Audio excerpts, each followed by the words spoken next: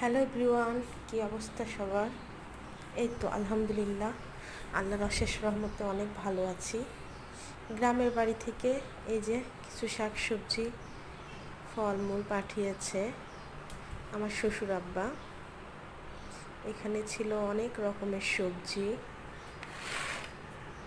পেঁপে ছিল, কুমড়া ছিল, পুঁই শাক, এদিকে মিষ্টি আলু, গোল আলু, মরিচ ছিল, করলা, এখানে ছিল ডাঁটা শাক, কচু শাক ছিল, পটল, এখানে আবার ছিল মসুরের ডাল, কাঁচা আম ছিল, কলা ছিল, কাঁচকলা, তরমুজ, এদিকে ছিল পেয়ারা, বেল, বেগুন।